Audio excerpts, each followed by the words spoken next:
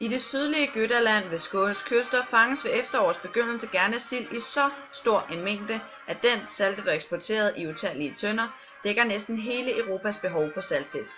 På Skånes hvide og brede kyster, i huse eller telte, forsamles købmænd af forskellige slags fra nabolande i et tidsrum af 2 måneder, for med eller i bytte for andre varer at opkøbe silden og sejle den bort på deres skibe. Det er oftest tilfældet, at den kan købes for billige penge på grund af den store tilførsel til markedet, da silden jo forekommer i så store mængder.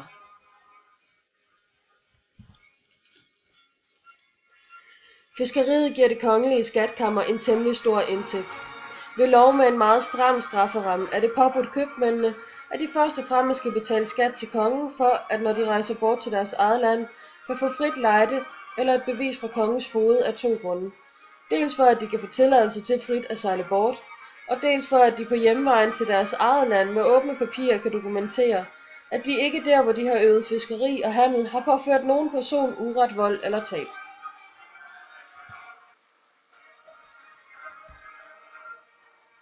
Olaus Magnus blev født i 1490 og døde i 1557.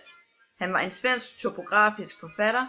Olaus blev i 1544 af paven udnævnt til ærkebiskop i Uppsala som efterfølger for broderen Johannes Magnus, men som aktiv deltager i reformationstidens politik tilbragte han det meste af sit liv i udlandet, hvor han skrev sine værker.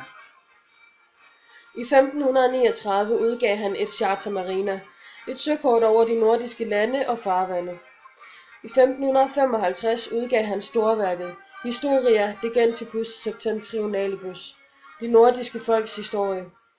Værket handler om livsforhold, sæder og skikke, og det blev oversat til svensk og engelsk i 1900-tallet.